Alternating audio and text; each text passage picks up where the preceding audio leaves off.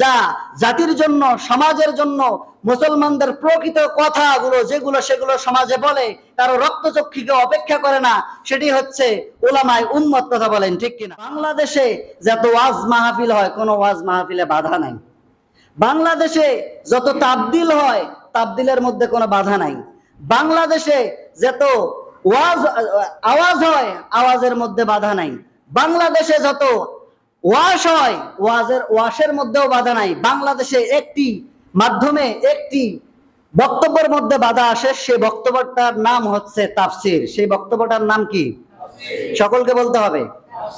তা আপনার এর হাকিকত আপনাকে বুঝতে হবে, কেন তাফসির মাহফিলে বাধা হয়। মানে এটা শুধু বক্তারাই বলেন না, মসজিদের খতিবরাও সবাই তাফসির করেন না। ওয়াজ করে সমাজের মানুষের মনে তুষ্টি ঘটান। সমাজের মধ্যে আলেম তিন শ্রেণীর। কয় শ্রেণীর বলেন? তিন শ্রেণীর। এক নাম্বার উলামায়ে দাওলা, যারা হচ্ছে রাষ্ট্রীয় আলেম বা যাদের চাকরি করে, তাদের কথা অনুযায়ী চলে। তারা যেই পাশে, এই হুজুর সেই পাশে না জায়েজ কথা হলেও ফতোয়া দিয়ে জায়েজ করে, এটাকে বলা হয় উলামায়ে দাওলা। এটাকে কি বলা হয়?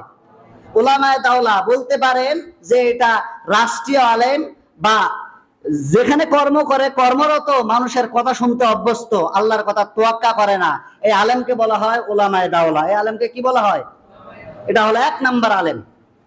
দুই নাম্বার আলেম হচ্ছে উলামায়ে উম্মত। বৃষ্টি যেই পাশে, ছাতি সেই পাশে। কোন সরকার আসলে এই ব্যক্তির কোনো সমস্যা হয় না। এই ব্যক্তি হচ্ছে মুনাফিক ব্যক্তি। বৃষ্টি যেই পাশে, ছাতা সেই পাশে। যখন যার সাথে মেশে তখন তার পক্ষে কথা বলে, যখন যে থাকে না তার বিপক্ষে কথা বলে। এই আলেমকে, এই মসজিদের খতিবকে বলা হয় উলামায়ে উম্মত। এটাকে কি বলা হয়? উলামায়ে উম্মত। ফার্স্ট ক্লাস এই দুইটা হচ্ছে মুনাফিক জাতের ইমাম বা মুনাফিক জাতের খতিব, মুনাফিক জাতের বক্তা। ফার্স্ট ক্লাস খতিব বা বক্তা হচ্ছে উলামায়ে মিল্লাত, যা জাতির জন্য, সমাজের জন্য, মুসলমানদের প্রকৃত কথাগুলো যেগুলো সেগুলো সমাজে বলে, কারো রক্তচক্ষুকে অপেক্ষা করে না, সেটি হচ্ছে উলামায়ে উম্মত। কথা বলেন ঠিক কিনা? তারা আল্লাহর কথাগুলো ভুলণ্ডিত করে, কারো কথা কোনো তোয়াক্কা করে না। এরাই হচ্ছে হকপন্থী উলামা। এটাই হচ্ছে উলামায়ে মিল্লাত। কথা বলেন ঠিক কিনা? এখন আপনাকে বুঝতে হবে তাফসির মাহফিলে কেন বাধা হয়। তাফসির শব্দের শাব্দিক অর্থ হচ্ছে খুলে ফেলা। তাফসির শব্দের শাব্দিক অর্থ কি? ল্যাংটা করা। কি করা?